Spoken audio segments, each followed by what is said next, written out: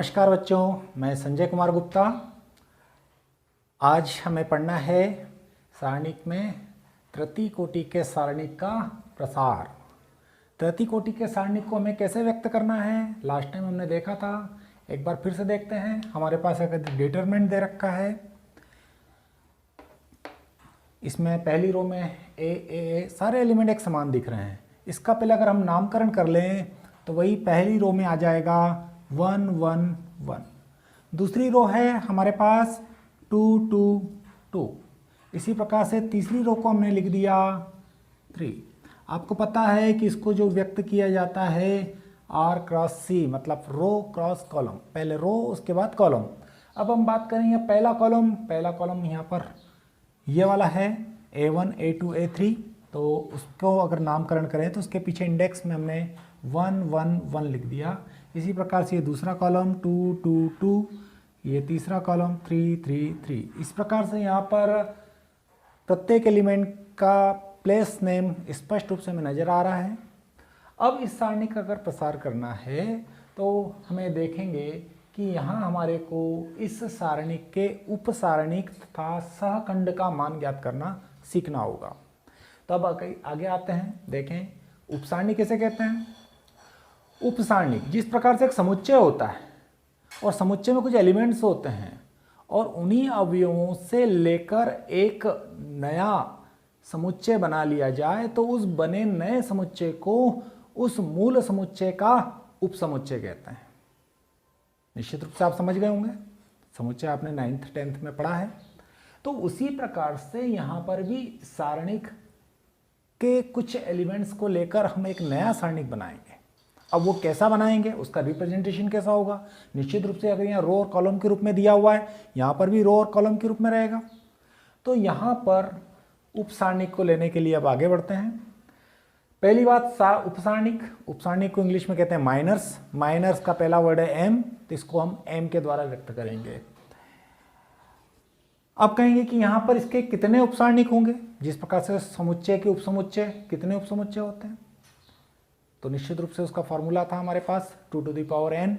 इसी प्रकार से यहाँ पर भी देखेंगे कि हमारे पास रो और कॉलम का साइज क्या है। ये 3 क्रॉस 3 का साइज है इस डिटरमिनेंट का। तो इसका मतलब 3 × 3 मतलब 9। तो इसके 9 माइनर्स होंगे, मतलब 9 उपसारणिक होंगे। जितने एलिमेंट होंगे उतने ही इसके उपसारणिक होंगे। तो निश्चित रूप से अगर हम देखें कि पहला वाला एलिमेंट लिया A11, उसका उपसारणिक हमें देखना है वो क्या होगा। तो हम उसका नॉमिनेशन करेंगे पहले वाले एलिमेंट A11 का उपसारणिक। तो इसको हम लिखेंगे M11। इसकी वैल्यू क्या होगी, तो हमें क्या करना है कि जिस एलिमेंट का उपसारणिक लेना है उस एलिमेंट की रो और कॉलम को छोड़ देना है। A11 पहली रो पहला कॉलम, पहली रो पहले कॉलम को अगर हमने छोड़ दिया तो बचा हुआ जो साइज रहेगा वह इस एलिमेंट का उपसारणिक कहलाएगा। तो उस हिसाब से देखें तो इसको लिखना तो उपसारणिक सारणिक के रूप में ही है। तो ये हो जाएगा A22 A23 A32 A33। समझ में आ गया होगा। एक और एलिमेंट लेते हैं हम। अगर हमारे पास ये सेकंड वाला एलिमेंट है A12, तो A12 का उपसारणिक अगर देखना है तो वो हो जाएगा M12 देखना है तो उसको देखेंगे कि पहली रो और दूसरे कॉलम पर स्थित है। तो हमें यहाँ पर पहली रो और दूसरा कॉलम को छोड़ देना है। उसके जो एलिमेंट बचेंगे A21 A23 A31 A33 वो लिख देंगे यहाँ पर A21 A23 A31 A33। तो इस प्रकार से समझ गए होंगे यहाँ पर कि जितने एलिमेंट होंगे उसके लिए इस प्रकार से बनाया जा सकता है। अब मुझे बताओ कि अगर A33 का लेना है तो क्या आएगा। हाँ, निश्चित रूप से यह तीसरी रो तीसरा कॉलम हम छोड़ देंगे तो ये जो शेष एलिमेंट बचेंगे वह इसका उपसारणिक हो जाएगा। ठीक इसके बाद में हम देखें कि सर ये उपसारणिक तो आ गया, क्या इसका भी प्रसार किया जा सकता है? बिल्कुल किया जा सकता है। जो हमने कल देखा था द्वितीय कोटि का उपसारणिक, उसमें जो दिया हुआ था सेम उसी प्रकार से करना है। इसका प्रसार करेंगे तो मेन डायगोनल मुख्य विकर्ण दिया है, उसके एलिमेंट्स का मल्टीप्लाई प्लस चिन्ह के साथ में, ये वाले का मल्टीप्लाई माइनस चिन्ह के साथ में। इसका आंसर जो आएगा निश्चित रूप से हो जाएगा A22 into A33 minus A32 into A23। ये तो आप निकालना जानते हैं, इसलिए हम इसकी चर्चा भी फिलहाल नहीं करेंगे। अभी ये उपसारणिक देखा, उपसारणिक के बाद में आगे आता है सहखंड। सहखंड को अंग्रेजी में कहते हैं कोफैक्टर। जिस प्रकार से उपसारणिक निकाला जाता है उसी प्रकार से सहखंड भी निकाला जाएगा। अब कहेंगे कि ये दोनों अलग अलग चीज़ें हैं, तो इन दोनों में क्या कोई समानता या भिन्नता है? हाँ, समानता यह है कि ये जो माइनर निकाला जाता है उसी प्रकार से यहाँ पर भी माइनर ही आएगा, लेकिन यह चिन्ह रहित था, ये चिन्ह सहित आएगा। इसमें एक संकेत चिन्ह रहेगा, वो चिन्ह क्या रहेगा वो आपको देखना है कि यदि हमारे को कह दिया इस एलिमेंट A11 का सहखंड ज्ञात करना है, तो सहखंड मीन्स C11 इक्वल ये होता है -1 to the power 1 plus 1 into जो हमारा माइनर है वही का वही आ जाएगा M11।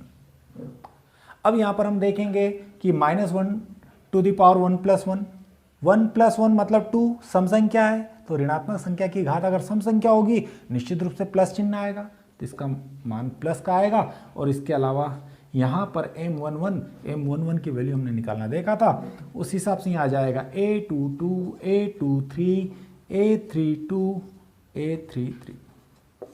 ये निकालना सीख गए। इसी प्रकार से यदि हमारे को किसी और एलिमेंट का लेना है, अगला वाला हमने एक एलिमेंट लिया A13। A13 का सहखंड अगर हमें ज्ञात करना है तो वो आ जाएगा C13 से इसको डिनोट करेंगे, और C1 से डिनोट करेंगे तो निश्चित रूप से यहाँ पर -1 to the power 1 plus 3 into इसका माइनर, ये हमने लिखा था, माइनर लिखेंगे मतलब ये M13 हो गया। अब ये तो अभी संकेत के रूप में लिखा, हर बार हम इतना लंबा नहीं लिखेंगे। यहाँ पर हम देखेंगे कि -1 टू दी पावर 4 मीन्स ये प्लस साइन के साथ आएगा, M13 मतलब ये रो ये कॉलम छोड़ देंगे, ये वाले एलिमेंट आ जाएंगे, मतलब यहाँ हो जाएगा A21 A22 A31 A32, और इसका बाद में प्रसार कर लेंगे। इस प्रकार से यह सहखंड और ये उपसारणिक निकाले जा सकते हैं। आगे हमें देखना है कि यहाँ पर ये जो एलिमेंट दे रखे हैं तो कोफैक्टर में कौन से प्लस साइन के साथ में आएंगे, कौन से प्लस माइनस साइन के साथ आएंगे। तो निश्चित रूप से हमारे पास ये जो प्लेस नेम लिखे हैं इसको देखकर हम पहचान सकते हैं। अगर यहाँ 1 1 लिखा है तो इनका टोटल सम संख्या आ रहा है, निश्चित रूप से यह प्लस साइन का आएगा। A12 माइनस की घात विषम, निश्चित रूप से माइनस का आएगा। ये प्लस के बाद में ये माइनस हो गया, निश्चित रूप से इस प्रकार से ये प्लस होगा, ये माइनस होगा, ये प्लस होगा, ये माइनस होगा, ये प्लस होगा, ये माइनस होगा और ये प्लस होगा। इस प्रकार से ये सारे एलिमेंट्स हम ज्ञात कर सकते हैं। अब हम आगे बढ़ते हैं कि एक एग्जाम्पल लेते हैं और उस एग्जाम्पल का यहाँ पर सहखंड और उपसारणिक ज्ञात करते हैं। अब देखते हैं कि एग्जाम्पल लेते हैं। एक एग्जाम्पल मैंने लिखा हुआ है यहाँ पर 10435-1 1012। यहाँ पर कोई भी एक रो या एक कॉलम लेते हैं और उसके हम माइनर निकालते हैं। हम यहाँ पर ले रहे हैं पहली रो, और पहली रो के जो भी माइनर्स होंगे उपसारणिक होंगे उसकी हम बात करते हैं। तो यहाँ पर हो गया M11 M12 M13, इनका मान ज्ञात करना है। अब ये मान ज्ञात करना है तो ये किसका उपसारणिक है? एक का उपसारणिक है, तो एक को छोड़ देंगे, एक रो एक कॉलम। इस रो और इस कॉलम को छोड़ने के पश्चात जो एलिमेंट मिलेंगे वो एलिमेंट हमारे पास हो जाएंगे 5 -1 1 2। इसके पश्चात इसका प्रसार कर लेंगे, प्रसार करेंगे, निश्चित रूप से इसका मल्टीप्लाई यहाँ, इसका यहाँ, 5 2 10 -1, सो ये आंसर आ जाएगा 11। इसी प्रकार से M12 मीन्स 0 का उपसारणिक ज्ञात करना है। 0 का उपसारणिक देखेंगे, यह रो और यह कॉलम छोड़ देंगे, तो यहाँ पर बचेगा 3 माइनस 1 0 2 इक्वल टू, प्रसार किया 3 दूआ 6 ऋण 0 बराबर आ गया 6। M13 मीन्स 4 का उपसारणिक, 4 का उपसारणिक ज्ञात करना है। तो यहाँ पर हो जाएगा ये रो ये कॉलम छोड़ दिया तो ये उपसारणिक बचा 3 5 0 1। प्रसार किया 3 एकम 3 ऋण 0 बराबर 3। इस प्रकार से ये हमने तीन एलिमेंट के उपसारणिक ज्ञात किए। इसी प्रकार से हम इनके सहखंड भी ज्ञात कर सकते हैं। सहखंड और उपसारणिक में मैंने अंतर बताया कि यह भी सहखंड भी एक प्रकार का उपसारणिक ही है, बट इसका एक अपना चिन्ह भी रहेगा। चिन्ह कहाँ होगा ये आपको यहाँ पर क्लियर कर चुके हैं। पहली रो में पहला एलिमेंट जो भी होगा वो प्लस का, फिर माइनस का, फिर प्लस का, फिर माइनस प्लस, इस प्रकार से अल्टरनेट एक प्रकार से चलता है। अब हम बात करें यहाँ पर C11 की, C11 की वैल्यू क्या होगी, तो निश्चित रूप से हम देखेंगे कि ये पहला प्लस का आएगा और ये M11 और सो इसकी वैल्यू हो जाएगी 11। M11 की ज्ञात करना है, उसकी प्रोसीजर तो वही रहेगी इसलिए मैं उसको रिपीट नहीं करूँगा। इसी प्रकार से C12 की बात करें तो निश्चित रूप से 1 + 2 मीन्स माइनस का रहेगा M12। इसी प्रकार से C13 ये प्लस साइन के साथ आएगा M13। यहाँ पर देखेंगे इसकी वैल्यू माइनस और इसका मान दिया हुआ था 6, तो ये 6 हो गया। इसी प्रकार से इसकी वैल्यू दे रखी है 3, ये हो गया। ये कोफैक्टर ज्ञात हो गए तो निश्चित रूप से आपको समझ में आ गया होगा कि ये उपसारणिक और सहखंड कैसे ज्ञात किया जाता है। इसी प्रकार से अन्य एलिमेंट्स के भी हम यहाँ सहखंड या उपसारणिक ज्ञात कर सकते हैं। अगली स्टेप में, अगले चरण में हम चलते हैं इसका प्रसार करना। अब हम आगे बढ़ते हैं, ये तृतीय कोटि के सारणिक का प्रसार करना। मूल बात पर अब हम आगे आने आ रहे हैं। सारणिक का प्रसार, सारणिक डेल के रूप में व्यक्त किया है का प्रसार के लिए मैं आपको एक सीधा सा सिंपल सा फॉर्मूला बताने वाला हूं कि जो भी रो या कॉलम लिया है उन एलिमेंट्स का, उन अवयवों का सहखंड में उन अवयवों का गुणा करके जोड़ दिया जाए तो हमें सारणी के प्रसार का मान प्राप्त हो जाता है। एक बार फिर से मैं बोलूँगा कि इस सारणी के किसी भी एक रो या एक कॉलम को लेकर उसके अवयवों के सहखंड प्राप्त किए जाएं और इन सहखंडों का उन एलिमेंट्स में मल्टीप्लाई किया जाए और उनको जोड़ दिया जाए तो हमें सारणिक का प्रसार प्राप्त होता है। मेरी इसी बात को मैं यहाँ पर व्यक्त कर रहा हूँ। मान लो कि हमने ये पहली रो ली थी, पहली रो में हमारे पास एलिमेंट थे A11, इसका सहखंड था C11 प्लस अगला एलिमेंट था हमारे पास A12, इसका सहखंड हो जाएगा C12। अगला वाला एलिमेंट है हमारे पास A13, उसका सहखंड हो जाएगा C13। तो यह हमारे पास इस सारणिक के प्रसार का फॉर्मूला मिल गया है। एलिमेंट हो गए, एलिमेंट में उसके सहखंड, उनका मल्टीप्लाई किया, उनका प्लस कर दिया। अब हम इसका प्रसार देखें, अभी इनका सहखंड ऑलरेडी हम निकाल चुके हैं। अगर यहाँ पर पहला एलिमेंट अगर यहाँ पर है 1 इंटू इसका C11 तो इसका सहखंड देखें, ये रो ये कॉलम छोड़ा तो यहाँ इंटू आ जाएगा सहखंड। तो सहखंड निश्चित रूप से अगर बात करेंगे तो इसका चिन्ह जो रहेगा वो प्लस का रहेगा। तो यहाँ पर चिन्ह की हम बात करें तो इसको -1 to the power 1 + 1 लिख दिया ताकि वो चिन्ह का निर्धारण हो सके।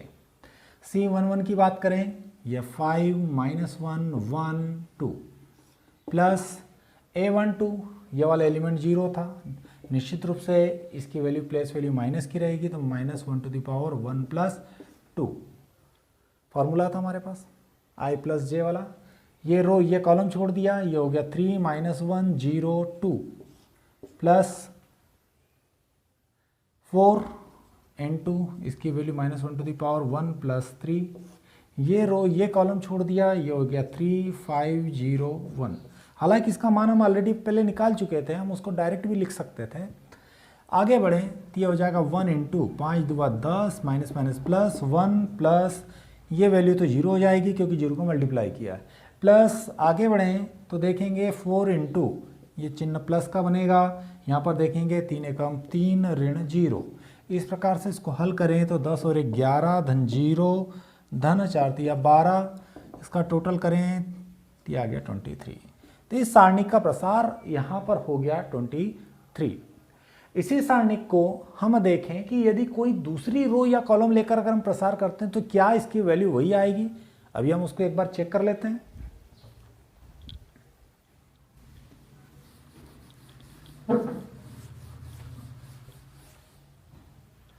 अब हमने लिया यहाँ पर पहला कॉलम और पहले कॉलम को लेकर हम चेक करते हैं।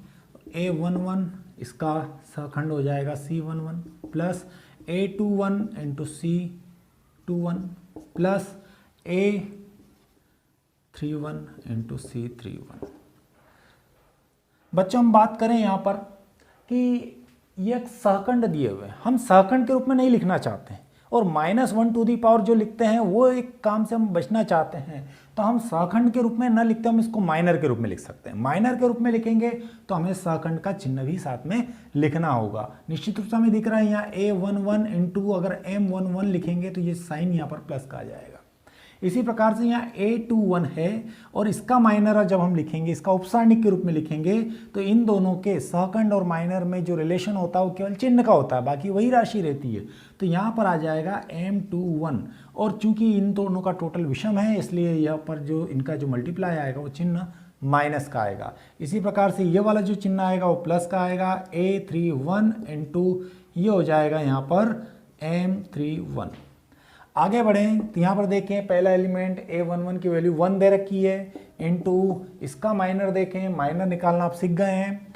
A11 पहली रो पहला कॉलम छोड़ेंगे, ये एलिमेंट बचेगा। यहाँ आप अपने दिमाग में इमेज करेंगे कि यहाँ पर ये हमारे को उपसारणिक दिखाई दे रहा है, हम यहीं पर इसका कैलकुलेशन कर लेंगे। इसका कैलकुलेशन जब करेंगे तो 5 गुणित 2 मतलब 10 माइनस जब इसका मल्टीप्लाई करेंगे तो माइनस माइनस प्लस 1 एकम 1, ये माइनस A21 पर कौन है हमारे पास 3 है तो यहाँ आ जाएगा 3 मल्टीप्लाई इसका माइनर ये रो और ये कॉलम छोड़ा, ये रो और ये कॉलम अगर छोड़ते हैं तो हमारे पास यहाँ पर बचता है 0 4 1 2। इसका मल्टीप्लाई करेंगे तो ये 0 माइनस 4 प्लस अगला एलिमेंट यहाँ पर 0 दे रखा है तो निश्चित रूप से अगला इसका मल्टीप्लाई करेंगे वो 0 हो जाएगा, इसलिए आगे लिखने की आवश्यकता नहीं है। आगे बढ़ते हैं, देखें 10 और 11 माइनस और ये फिर -4 है, minus minus plus 4 3 12 equal to answer आ गया 23। तो आपने देखा है कि पिछले रो के द्वारा निकाला या कॉलम के द्वारा निकाला उसका आंसर सेम आया। इसी प्रकार से और भी हमारे पास रो और कॉलम दे रखे हैं, किसी को भी लेकर हम इसका प्रसार कर सकते हैं। तो कुल मिलाकर हमने क्या देखा कि अगर हमारे पास एलिमेंट्स दे रखे हैं उनमें उनके कोफैक्टर का मल्टीप्लाई किया जाए और तीनों को प्लस कर दिया जाए तो जो मान प्राप्त होता है वो हमारे सारणी का प्रसार होता है। तो बच्चों यहाँ पर प्रसार देखा, प्रसार एक एग्जाम्पल भी लिया, एग्जाम्पल को भी हल किया। इसी से मिलते जुलते आपके पास बुक में सवाल दिए हुए हैं, प्रैक्टिस के लिए आप उन सवालों को छुड़ाइए। इसमें कुछ एलिमेंट्स ऐसे आएंगे कि संख्याएं काफ़ी बड़ी हो सकती है, अगर उनका प्रसार करना है तो हमारे लिए कैलकुलेशन थोड़ा सा मुश्किल हो जाता है। उस कार्य को हल करने के लिए अगले वीडियो में हम आपको सारणी की प्रॉपर्टीज़ बताएंगे या शॉर्ट ट्रिक्स बताएंगे। उन शॉर्ट ट्रिक्स के द्वारा आप बड़े मेजर न्यूमेरिकल वाले सारणी को भी आसानी से हल कर पाएंगे। तो ओके, अगले मिलते हैं अगले वीडियो में।